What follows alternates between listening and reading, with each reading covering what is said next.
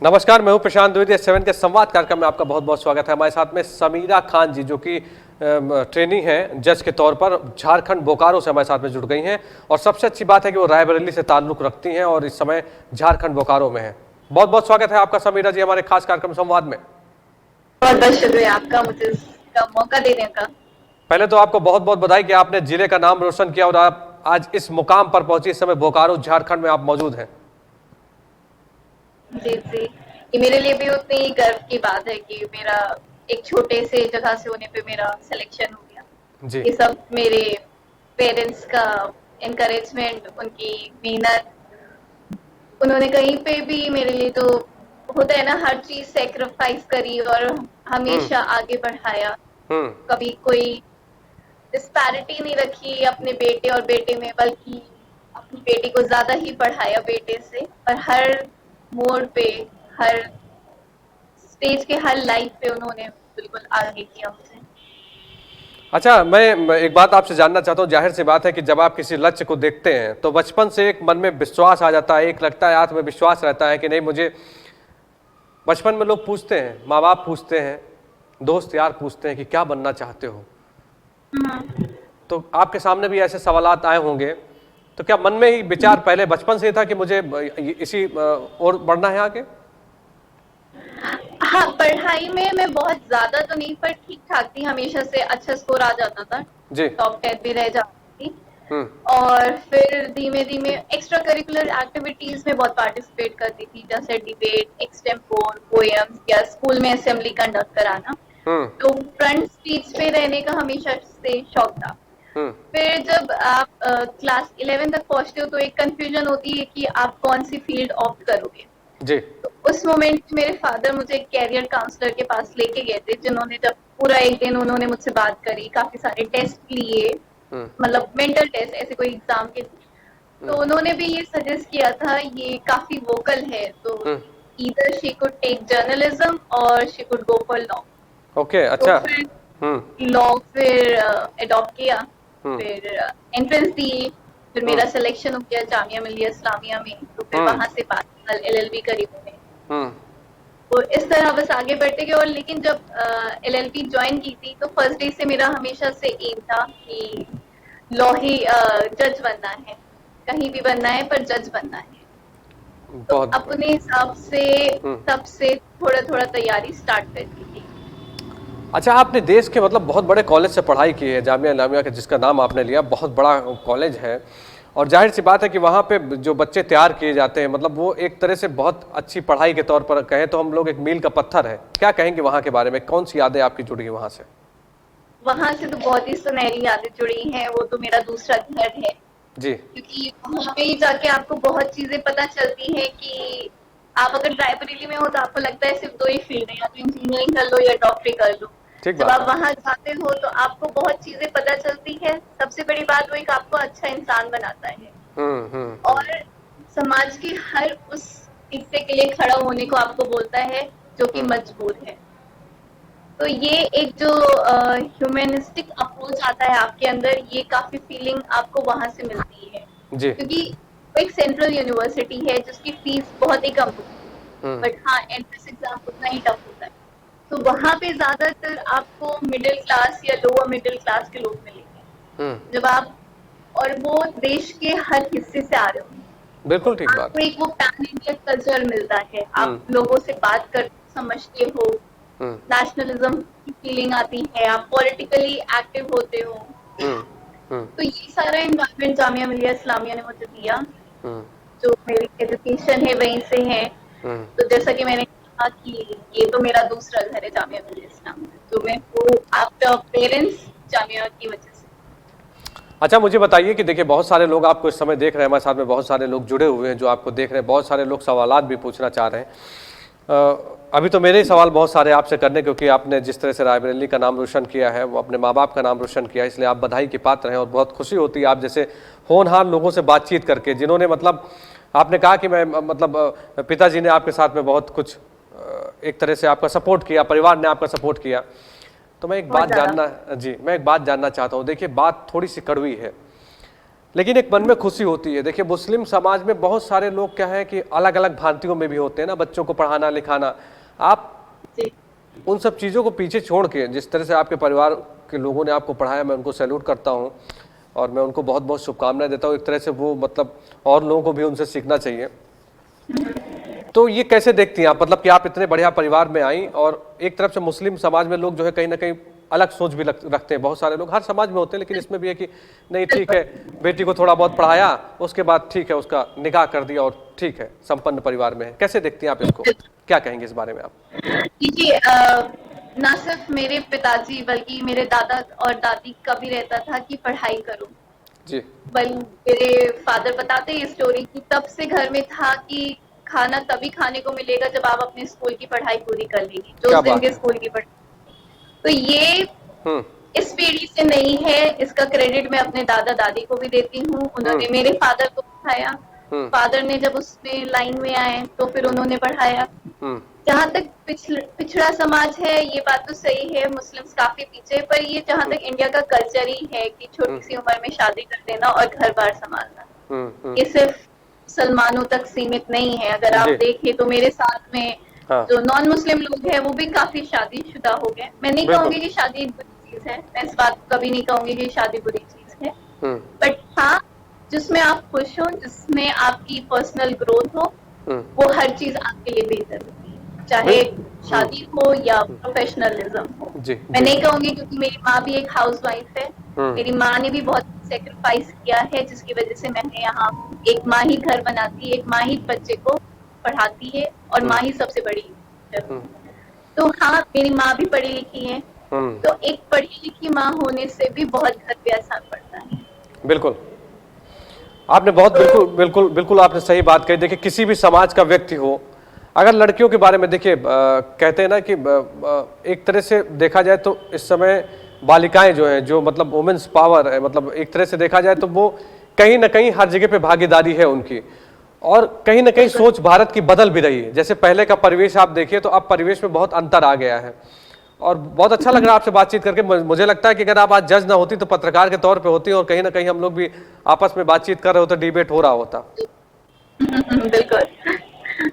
जी debate करना, debate क्या discussion करना मुझे बहुत पसंद है, क्योंकि आप इससे ओपन होते हो नई आइडिया से। हो सकता है मैं कुछ एक चीज को एक तरीके से देखती हूँ, आप उस चीज को दूसरे तरीके से देखते हैं, बिल्कुल ठीक बात है, पर बिल्कुल जब वो दो व्यूज आपस में मिलते हैं तो वो एक नए व्यू को ऑप्शन देते हैं। बिल्कुल। नजरिया सकारात्मक होना चाहिए, डिबेट होना बहुत जरूरी है, लेकिन सकारात्मक तौर पर अगर आगे बढ़ेंगे चलेंगे तो आप जैसे होनहार लोग निकलते हैं जो अपने जिले का नाम रोशन करते हैं, जिनके मतलब गार्जियन के बारे में पता लगता है कि जैसे ऐसे पेरेंट्स हैं, तो एक अपने आप में गर्व महसूस होता है। और मुझे लगता है कि बहुत समाज के जो भी लोग हैं, अगर वो उनकी सोच संकुचित है तो उन्हें भी आप जैसे माता पिता, आप जैसे जो बाबा दादी हैं आपके, उनसे उनको सीखना चाहिए और आपसे सीखना चाहिए कि आप इस समय झारखंड के बोकारो में मौजूद हैं, मतलब रायबरेली से जैसे छोटे से जिले से आप वहाँ पे पहुँची हैं, तो मेरे ख्याल से सबको सीखने की जरूरत है, और सीखने की कोई उम्र नहीं होती है। शहर के लोग ज्यादा स्ट्रगलिंग होते हैं क्योंकि वो ऐसी जगह से आते ना, उनको जहां भी रखोगे वो एडजस्ट कर लेंगे। दे आर लाइक लिक्विड, या आप उन्हें ग्लास में रखोगे तो ग्लास में रखे हो जाएंगे, कप में रखोगे तो कप में हो जाएंगे, बिल्कुल और ठीक बात। बॉटल में डालोगे तो बॉटल में हो जाएंगे। तो छोटे शहर के लोगों को उतनी ऐशो आराम जिंदगी की आदत होती नहीं है, आप उनको जहां रखोगे वो एडजस्ट कर लेंगे। ये बहुत बेनिफिट होता है छोटे शहरों से आने का। समीरा जी, आपने इतना बढ़िया उदाहरण दिया है कि मुझे लगता है कि जो लोग सुन रहे होंगे, जो लोग देख रहे होंगे, बहुत कुछ सीख रहे होंगे आपसे। मुझे लग रहा है कि एक मैं सार्थक प्रोग्राम कर रहा हूँ, और बहुत दिन बाद मतलब लग रहा है कि किसी अच्छी दिशा की ओर हम लोग चल रहे हैं। क्योंकि आप देखिए इस समय एक ऐसी अदृश्य बीमारी से हम लोग लड़ रहे हैं, एक शत्रु से लड़ रहे हैं जिसका कोई अभी तक कोई उसकी वैक्सीन नहीं आई है।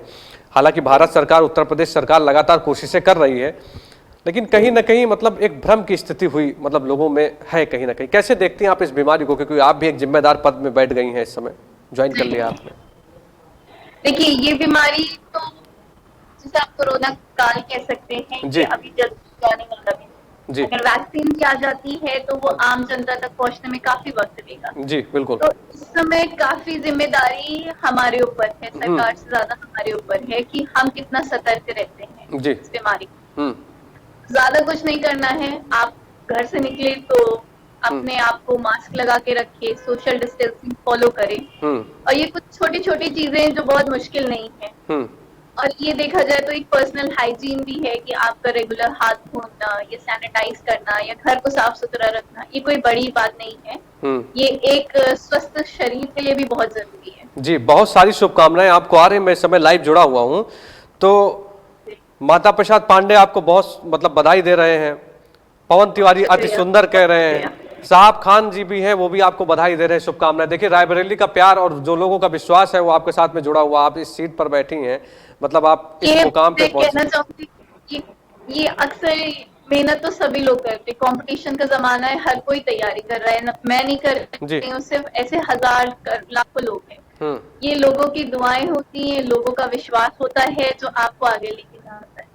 मैं जो हूँ, मुझे लगता है मैं जिस परिवार से आती हूँ, मेरे भाई, मेरे कजिन, उनको इतना मेरे पे यकीन था, मेरे से उतना खुद को हमें भी नहीं था अपने ऊपर जितना मेरे परिवार वालों को मेरे पे। और मेरे मुझे लगता है जी, सारी चीजें ही आपको आगे लेके जाती है। मेरे ख्याल से समीरा जी, आपका परिश्रम, आपकी मेहनत जो है वो आपको, मतलब ठीक है, दुआएं सबकी हैं आपके साथ में, सपोर्ट भी बहुत बड़ा साथ में, लेकिन परिश्रम भी एक बहुत बड़ी चीज होती है। जो आपने किया, आपने एक अपना लक्ष्य बनाया और आपने कहा कि नहीं, मुझे यहाँ पहुँचना है, तो आप वहाँ तक पहुँची। आपका एक सार्थक प्रयास जो आज कामयाब होता नजर आ रहा है। खुली आंखों से आप अपने सपने को पूरा होते हुए देख रही हैं। ये तो है, मेहनत तो मैं जैसे कह रही हूँ, मेहनत सिर्फ मैं ही नहीं, आप भी कर रहे हो, मेरे पेरेंट्स भी कर रहे हैं, सब कोई कर रहा है जी। पर हाँ, एक होता है डेडिकेशन, डिटर्मिनेशन। आप अगर डिटरमाइंड हो कि आपको ये करना है, तो वक्त के साथ वो चीज आपकी हो ही जाती है। भगवान भी आपका देख रहा होता है। कहते हैं ना, मेहनत कभी जाया नहीं जाती। बिल्कुल बिल्कुल बिल्कुल बिल्कुल बिल्कुल कहते हैं। और अनुपम मिश्रा भी आपको बधाई दे रहे हैं, शुभकामनाएं दे रहे हैं। सीधे लाइव हमारे साथ में लोग जुड़े हैं, मैं इसलिए उनका नाम लेना चाहता हूं क्योंकि आप जाने कि कितना, मतलब लोग आपको कितना बधाई दे रहे हैं, एक तरह से कितना खुश हैं आपकी इस कामयाबी को लेकर। ये मेरी खुशकिस्मती है कि इतना प्यार मुझे मिल रहा है। जी, जैसे हम लोग को पता लगा, हमारी टीम को पता लगा कि आपने मतलब अपने शहर का नाम रोशन किया है, तो मैंने भी कहा कि जाहिर सी बात है कि मुझे ऐसे प्रतिभाशाली व्यक्तित्व से मिलने का मौका मिल रहा, बातचीत करने का मौका मिल रहा, अपने शहर के लोगों को कुछ ना कुछ उदाहरण देने का मौका मिल रहा। ये मेरा खुशकिस्मती है कि मैं आपके चैनल पे हूँ, रायबरेली वालों से बात कर पा रही हूँ, क्योंकि मौका मिल नहीं पाया है कोविड की वजह से किसी से मिलने जुलने का या किसी को बताने का। ये आपने बहुत अच्छा सुनहरा मौका दिया कि रायबरेली की जनता तक अपनी आवाज पहुंचा पा रही हूँ। शोएब खान कह रहे हैं बहुत ही खुश, परिवार तो वो भी है मेरा। जी जी बिल्कुल, शोएब खान कह रहे हैं बहुत ही खुशी की बात है, गर्व की बात है रायबरेली के लिए। बहुत बहुत बधाई आपको दे रहे हैं वो भी। शुक्रिया श्वेत जी आपका। मैं समीरा जी नाम इसलिए लोगों का ले रहा हूं कि आप देखिए कि मतलब लोग आपसे जुड़े हुए हैं और आपको बधाई दे रहे हैं, और जाहिर सी बात है जो लोग हमारे साथ में जुड़े हैं उनका नाम लेना फर्ज है हमारा। मैं एज ए जर्नलिस्ट, क्योंकि मैं चाहता हूं कि वो लोग, जितने लोग जुड़ रहे हैं, आप भी जाने उनको, कि उनको भी खुशी है आपके जज बनने से। अच्छा, अभी हम लोग परिश्रम की बात कर रहे थे। बहुत सारे लोग तैयारियां करते हैं, बहुत सारे लोग इस दिशा की ओर जाते हैं, लेकिन कहीं ना कहीं उनको कामयाबी नहीं मिल पाती। एक दो बार अटेम्प्ट करते हैं बट कामयाबी नहीं मिल पाती, तो कहीं ना कहीं अपने धैर्य को खो देते हैं ना। अब देखिए बहुत सारी समस्याएं भी चल रही हैं, क्या कहेंगे आप उनके बारे में? देखिए, जहाँ तक जो हिम्मत टूटने की बात है, वो ऐसा नहीं है कि मेरे साथ नहीं हुई जी, क्योंकि मैंने भी 13 एग्जाम दिए हैं और 5 का लिखित, मतलब ये भी 3 लेवल का एग्जाम होता है। पहले आप प्री निकालो, फिर मेंस निकालो, फिर इंटरव्यू निकालो। जी, ये भी 13 प्री दिए हैं, 5 मेंस दिए हैं और 3 इंटरव्यू दिए। तो मैं यहाँ पहुंची हूँ, वो ऐसा नहीं है कि एक बार में निकल। लेकिन हाँ, हर एग्जाम के साथ ये समझ में आता था कि थोड़ी सी मेहनत करनी है तो शायद जी। तो बस ये मन में बात अगर आप गांठ बांध लो कि आज नहीं तो कल आप बन ही जाओगे, तो बिल्कुल आप बन जाओगे। और होता है, फीलिंग आती है कि साथ वाले बहुत अच्छा कमा रहे हैं, वो उसके पास गाड़ी है, उसके पास घर है, हम काफी टाइम इसमें वेस्ट कर रहे हैं। तो ये सारे थॉट आना बट नेचुरल है, क्योंकि आखिर में हम इंसान ही हैं। ऐसी सोच आना, ऐसा फील करना बहुत नॉर्मल है। बट हाँ, अपने आप को डिटरमाइन रखो तो हर चीज आसान हो जा सकती है। उस पल के लिए चीजें मुश्किल होगी, पर मेरी बात अगर मानो तो वो अगर आपने मुश्किल पल झेल लिया, आप उस फेज में अगर जी गए, हम्म आपको कामयाबी मिलेगी, पर हम्म आप तक सक्सेस जरूर पहुंचेगी। इन सारे एग्जाम को मैं कहूँगी ये पंचवर्षीय योजना है। हम्म कभी वैकेंसी नहीं, कभी एग्जाम नहीं, कभी रिजल्ट डिले है, हम्म कभी रिट पड़ गई, तो ये सारी चीजें होना बहुत आम बात है। हम्म और आप जब फील्ड में जाओ तो ये सोच के जाओ कि वक्त लगेगा। अगर आपने अपने आप को मेंटली प्रिपेयर कर लिया है इस बात के लिए, जी। आप बिल्कुल हम्म परेशान नहीं होंगे। हाँ, हम्म थोड़ी निराशा होगी हर एग्जाम के साथ, हम्म पर उस निराशा को पॉजिटिव वे में लेके देखिए हम्म कि ठीक है, मेरे में कुछ गलती है, अपनी स्ट्रैटेजी चेंज करते हैं, नए हम्म तरीके से देखते हैं, हम्म कहाँ कमी है और उस अपनी कमियों पे थोड़ा फोकस कर लीजिए। मैं इतनी स्मार्ट नहीं थी कि पहले अटेम्प्ट में अपनी कमियां देख पाई। हम्म मुझे 13 एग्जाम देने पड़े अपनी कमियां सुधारने में, जी। लेकिन कमियों पे सुधार हुआ हम्म और जजमेंट डे देखिए, अल्लाह के रहम। हर हर रास्ते में धैर्य की बहुत आवश्यकता होती है। आपको धैर्य रखना चाहिए और सही बात आपने कही कि मतलब आपको भ्रमित होने की आवश्यकता नहीं है। आप ये सोचिए कि ठीक है, पंचवर्षीय योजना के अंतर्गत हम आए हैं और कम से कम एटलीस्ट 5 साल अगर हम किसी चीज़ के लिए तैयारी करते हैं, ईश्वर करे कि आपका एक बार में हो जाए, एक बार में नहीं होता दूसरे बार में हो जाए, मतलब लेकिन आप अपने धैर्य को बना कर रखिए। और जब आप धैर्य बना कर रखेंगे तो कामयाबी आपको 100% मिलेगी। अगर कहते हैं कि दिल से किसी चीज को चाहिए आप, तो पूरी कायनात आपके साथ में हो जाती है, किसी ने कहा है। तो अगर आप उसी रास्ते में चल रहे हो, धैर्य के साथ में चल रहे हैं, तो आप जैसे लोग जो इस मुकाम पे पहुंच रहे हैं, जिनको देख कर लोग कहीं ना कहीं कुछ ना कुछ सीख रहे होंगे, तो धैर्य एक सबसे आवश्यक चीज है। बहुत जरूरी है। और जी। अगर आपको लगता है कि आप फाइनेंशियली हम्म नहीं सपोर्ट कर पा रहे अपने इस धैर्य को, क्योंकि हम्म अक्सर काफी घरों के साथ ये भी परेशानी होती है कि होती है। उन्हें कमाना पड़ता है, हम्म घर बार देखना पड़ता है, हम्म तो आप जब 1 साल डेडिकेट कर लेते हो तो आपकी तैयारी हो चुकी होती है, फिर आपको सिर्फ रिवीजन और अपनी स्ट्रैटेजी का मॉडिफिकेशन करना होता जी। है। तो आप दिन में काम करो और शाम में थोड़ा सा टाइम निकाल के अपनी पढ़ाई करो। क्योंकि मैं क्या कर रही थी, एलएलबी के साथ मेरा एलएलएम चल रहा था, एलएलएम होते होते फिर मैंने पीएचडी में भी एनरोल कर लिया, तो वक्त बहुत कम मिलता था पढ़ने का। हम्म लेकिन आपने को टाइम मैनेजमेंट आना चाहिए कि अगर आप सुबह कॉलेज जा रहे हो या सुबह काम पे जा रहे हो, तो शाम में आके आपको रोज पढ़ना ही है। हम्म और अगर दिन का एक हिस्सा आपने पढ़ाई को दे दिया है, तो जी। आपका भी एग्जाम निकल ही जाएगा। हम्म ठीक बात कह रहे हैं, बिल्कुल आप बिल्कुल ठीक बात कह रही हैं। और देखिए, आदमी को समय तो निकालना ही पड़ेगा ना। आप पढ़ाई भी करिए और जाहिर सी बात, अगर फाइनेंशियली आपकी स्थितियां गड़बड़ हैं कहीं ना कहीं, तो आपको एक तरह से थोड़ा सा संघर्ष ज़्यादा करना पड़ सकता है। लेकिन संघर्ष के बाद जो नया सवेरा आता है, जो मॉर्निंग होती है, वो बहुत ही, लोग बोलते हैं गुड मॉर्निंग तभी गुड होगी जब मतलब आपको सकारात्मक चीज़ें दिखाई पड़ेंगी अपनी ज़िंदगी में और आपको वो लक्ष्य दिखाई पड़ेगा जहाँ पर आप पहुँचना चाहते हैं। और यकीन मानिए कि मतलब आप समीरा जी जैसे लोग जो है, देखिए आप, इन्होंने मेहनत की, आज इस मुकाम पर हैं, इनके परिवार वाले भी खुश हैं, अपने ज़िले के लोग भी खुश हैं और समीरा जी को भी एक आत्मसंतुष्टि मिलती है कि नहीं, मैंने मेहनत की। अब उन्होंने एलएलबी की, फिर एलएलएम की, उसके बाद पीएचडी भी कर ली, तो कहीं ना कहीं उन्होंने अपने लक्ष्य में वो भटकी नहीं, वो अपने कुल मिला के आगे बढ़ती गई और उन्होंने अपने लक्ष्य को आज प्राप्त कर लिया। अच्छा, मुझे बताइए कि कुछ खास बातें आपने बताई जो बहुत सारे लोग जानना चाहते हैं कि आपने एलएलबी की, फिर एलएलएम किया, फिर पीएचडी भी कर ली, तो क्या प्रोसेस होता है? जैसे एलएलबी जिसने की उसके बाद एलएलएम कैसे करेगा, फिर अगर वो पीएचडी करना चाहता है तो क्या करे? क्योंकि अधिकतर लोग तो जो समझते हैं वो सोचते हैं कि इसमें पीएचडी कैसे होती है, थोड़ा सा बताइएगा मुझे।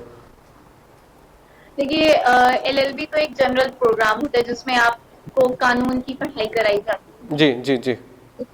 हम्म ठीक है, हम्म जैसे कि आप बीएससी करते हो तो आप साइंस में बैचलर होते हो, बीए करते हो तो आर्ट्स में बैचलर होते हो, एलएलबी में आप एलएलबी में बैचलर होते हो, लॉ में।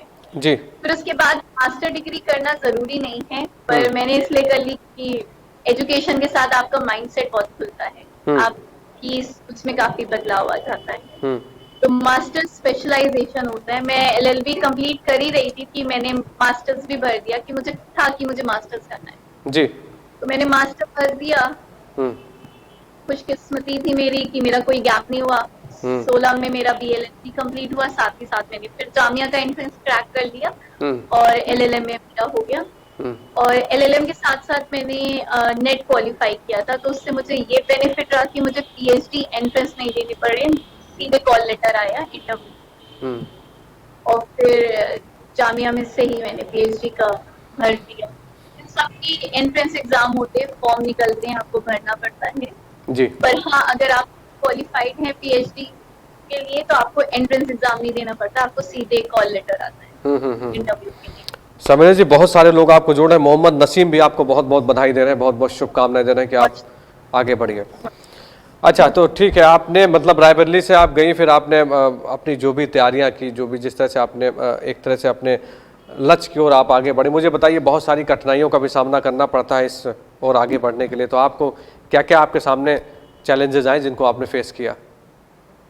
देखिए, अगर आप जीवन में हैं तो जीवन का नाम ही है कि कठिनाइयों से भरा होगा। ऐसा तो आप मान के नहीं चलिए कि फूलों की राह बिछी हुई है। बिल्कुल सही और बात। हाँ, जब आप बिल्कुल, और आप जब स्टूडेंट रहते हो, घर से दूर जाते हो, तो बहुत सारे आप कंफर्ट जोन अपना घर का छोड़ के आते हो, आपको पका पकाया खाना नहीं मिल रहा होता है। हम्म। आप सब कुछ जो छोटी मेहनतें होती हैं, पर मैं कहूँगी बहुत इंजॉयबल होती हैं, जी। कि आपको सेल्फ मेड पर्सन बनाती है, आपको इंडिपेंडेंट बनाती है, और आपको सिखाती है कि जिंदगी कैसे जीनी चाहिए, और आप आत्मनिर्भर बने।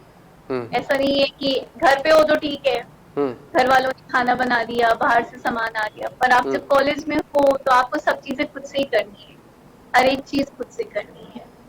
और लिमिटेड घर से पैसा आता है तो आपको अपना चीजें भी उसी पैसों के अकॉर्डिंग बजट बनाना होता है।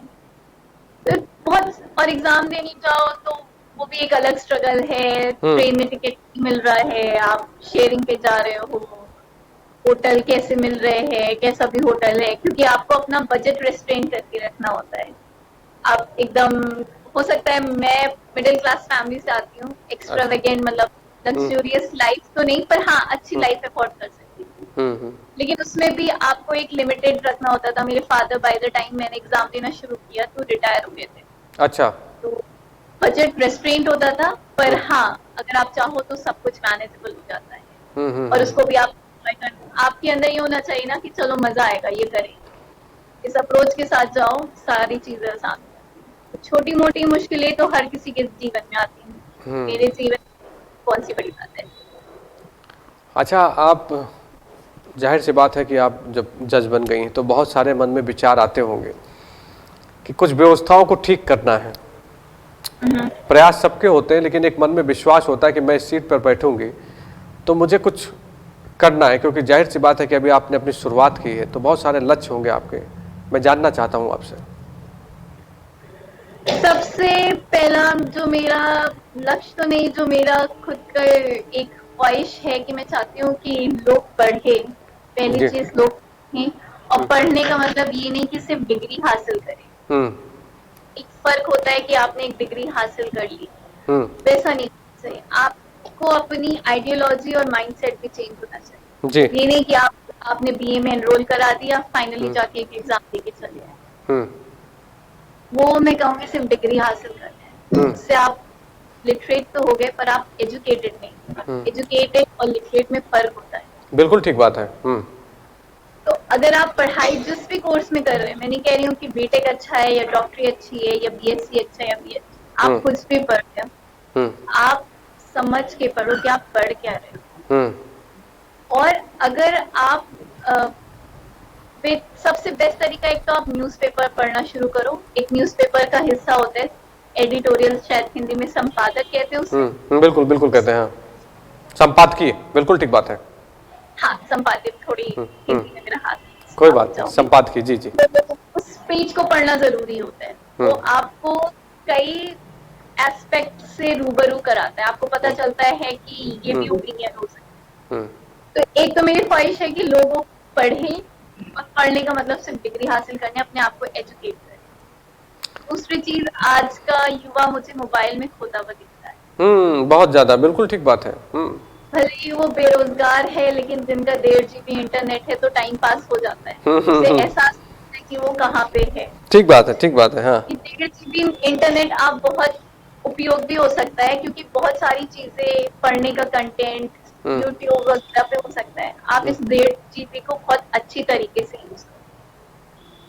मैं नहीं कह रही हूँ कि मूवी ना देखो या मीम्स ना देखो या इंस्टाग्राम ना चलाओ या फेसबुक नहीं चलाओ, एंटरटेनमेंट भी बहुत जरूरी है, बट ऐसी चीज भी देखो जो आपके माइंड को ग्रो करे। जी। आपके माइंड की ग्रोथ के लिए जरूरी है। अभी तो शुरुआती मेरी ये है, बाकी मैं इतना डिक्लेयर नहीं करना चाहूंगी क्योंकि मुझे पता है इतनी चीजें बता के अक्सर नजर लग जाती है। नहीं नहीं ठीक है, बिल्कुल मत बताइए आप, लेकिन मैं आपसे एक निवेदन करूंगा कि जब भी कुछ आप अच्छा करिए तो जरूर हमारे साथ में जुड़िए, क्योंकि हम लोगों के लिए भी गर्व की बात है। और मुझे अच्छा लगता है आप जैसे प्रतिभाशाली लोगों से बातचीत करके, और आप इस मुकाम पर पहुंची हैं तो आप बढ़िया कुछ करिए। जाहिर सी बात है, आप कुछ अच्छा करेंगे तो हम लोग को बहुत खुशी होगी, और धीरे धीरे करके बताइए, लेकिन जुड़े रहिएगा हमारे साथ में, तो अच्छा हम लोग को भी लगेगा, गर्व महसूस होगा। बिल्कुल बिल्कुल, अपने जहाँ से जो आ रही हूँ, रायबरेली तो मेरा परिवार है, उसको जी कैसे छोड़ सकती हूँ। बिल्कुल ठीक और बात। इंसान बाहर से आ रहे हैं, अपने रूट्स में घूमना चाहिए। अक्सर लोग नहीं बताते कि वो रायबरेली से, कह देते लखनऊ के पास है। मैं गर्व से कहूँ रायबरेली मैं से। बिल्कुल ठीक बात कही आपने। मुझे एक वाकया याद आ गया। मैं दिल्ली में लगातार 15 सालों से पत्रकार के तौर पे हूँ, और ये कोरोना वायरस को देखते हुए मैंने वर्क इन होम का ही प्लान बना लिया। मतलब मैं और भी एक उत्तर प्रदेश उत्तराखंड का न्यूज़ चैनल जिसमें बात और कार्यकारी संपादक के तौर पे हूँ, लेकिन मैंने इस बीमारी को देखते हुए मैंने सोचा कि नहीं ठीक है, अपने घर से ही कुछ शुरुआत कर लेते हैं, कम से कम वर्क इन होम करते हैं और सब कुछ लाइव ही करेंगे। तो एक मन में भरोसा था, एक विश्वास था, एक टीम मेरे पास में ठीक ठाक थी जिसने कहा कि नहीं ठीक है, करना चाहिए, काम को रोकना नहीं है, बीमारी तो है, इससे लड़ना भी है। और एक तरह से जो अपने लोग हैं, मतलब जो एक इन्फॉर्मेटिव चीज़ें पहुंचानी लोगों के पास में, मैंने 300 से ऊपर एपिसोड किए हैं, जिसमें से मैंने 250 एपिसोड जो किए हैं वो कोरोना के जागरूक होने के लिए मैंने किया, कि कोरोना वायरस से आप कैसे जागरूक रहें। बहुत अच्छा काम कर रहे हैं। वो इंग्लिश का एक प्रोवर्ब है, जी चैरिटी बिगिंस एट होम। पहले आपको अपना घर सुधार करना चाहिए, फिर मोहल्ला, फिर शहर, फिर देश। बिल्कुल ठीक देश बात ऐसे है, नहीं बनता है। बिल्कुल ठीक बात। अमीन खान आपको बहुत बहुत मुबारकबाद दे रहे हैं। बहुत बहुत शुक्रिया आमिर। अच्छा अब मेरा आपसे ठीक है अंतिम सवाल आपसे कि जी 5 साल बाद कहाँ देखती हैं अपने आप को आप? मैं ऐसा कोई बहुत एम नहीं है जी फिलहाल मेरा। जी 5 साल बाद ही अपने आप को रायबरेली में ही देखना चाहूंगी, हम्म रायबरेली के लोगों के साथ। और मैं देखना चाहूंगी रायबरेली को प्रगति होते हुए। प्रगति का मतलब ऊंची इमारतें, मॉल खुलना नहीं होता है। हम्म प्रगति आती है माइंडसेट से, लोगों की बिल्कुल कनेक्टिविटी से। तो मैं चाहती हूँ कि मैं कुछ ऐसा करूँ। थोड़ी रेस्ट्रेन मेरी जॉब में है, पर मैं जितना हो सकता है मैं उतना करूंगी। हम्म और ये सारी चीजें आती हैं, थोड़ा आप अगर हायर पोस्ट पे पहुंच जाओ तो चीजें आपके लिए आसान हो जाती ठीक बात है, ठीक बात है। है। उस चीज के लिए एम करूंगी। हम्म ठीक बात है। बहुत बहुत शुभकामनाएं आपको, बहुत बहुत बधाई। आपने जो भी सोचा हो ईश्वर करे वो सब पूरा हो, और आपके परिवार के जितने भी लोग हैं मैं उनको सलाम करता हूँ, सैल्यूट करता हूँ, उनके जो उन्होंने आपका इतना सपोर्ट किया। और आपके जो गुरुजन हैं उनको भी मैं प्रणाम करता हूँ कि उन्होंने आपको इस काबिल बनाया कि आज आप बोकारो में मौजूद हैं और आप एक जज के वो तौर पे। आज सबकी मेहनत की वजह से एक इंसान को बनाने के पीछे 10 लोगों का हाथ होता है। चलिए और मैं अपने सुपरवाइजर, जो मेरे पीएचडी में सुपरवाइजर हैं, डॉक्टर गुलाम याज़दान साहब, उनका भी बहुत शुक्रिया अदा करना चाहूंगी, क्योंकि एक टीचर ही आपको बहुत मोटिवेट करता है आगे बढ़ने के लिए। बिल्कुल, अगर कहते हैं कि अच्छे गुरु मिल गए आपको तो आप जरूर उस मुकाम पर पहुंचेंगे जिसके लिए आपने कुछ ना कुछ सोचा होगा। आपको मेरी बहुत बहुत शुभकामनाएं, ईश्वर आपको बहुत आगे बढ़ाए और हरदम आपके ऊपर प्रार्थना मैं सभी। आपके लिए भी करती हूँ। जी जी जी धन्यवाद, बहुत बहुत आपको शुभकामनाएं। तो ये थी समीरा खान जी जो सीधे हमारे साथ बोकारो से लाइव जुड़ी थी, और बहुत ही बढ़िया बातचीत इन्होंने की। मैं आपको बताऊं कि बतौर जज के तौर पर ये इन्होंने बोकारो में ज्वाइन किया है ट्रेनी जज के तौर पे, और जिस तरह से वो बातचीत कर रही थी आपको भी सीखने की जरूरत है, क्योंकि अगर आप, उन्होंने कहा कि वो एक मध्यम वर्गीय परिवार से आती है, लेकिन उन्होंने शुरुआत जो की, जिस तरह से वो अपने लक्ष्य को देखते हुए आगे बढ़ी, उनसे सभी लोगों को सीखने की जरूरत है। मैं बहुत बहुत शुभकामनाएं देता हूं कि वो जिस मुकाम पर पहुंची हैं बहुत सारे काम करें, लोगों का उत्थान करें और इसी तरह से आगे बढ़ें। दोस्तों, अभी कोरोना वायरस की कोई दवा नहीं बनी है। मैं लगातार आपसे अपील करता हूं, मेरे सारे प्रोग्राम्स में मैंने आपसे अपील की है कि आपको मास्क लगाना है, दूरी बनाना है, बाजारों में कम जाना है और सुरक्षित रहना है। अगर आप सुरक्षित रहेंगे तो आपका परिवार और पूरा समाज सुरक्षित रहेगा। इसलिए अपना ध्यान रखिए, बहुत बहुत ख्याल रखिए, अपनों का बहुत बहुत ख्याल रखिए। और S7 न्यूज़ चैनल के सभी डिजिटल प्लेटफॉर्म को आपको लाइक करना है, आपको फेसबुक पेज को लाइक करना है, ज़्यादा से ज़्यादा खबरों से आप अपडेट हो सकेंगे। आपको हमारे YouTube पेज को सब्सक्राइब करना है, जुड़े रहना है हमारे सभी डिजिटल प्लेटफॉर्म के साथ में, क्योंकि हर खबर से रूबरू कराएंगे हम आपको। नमस्कार, बहुत बहुत धन्यवाद।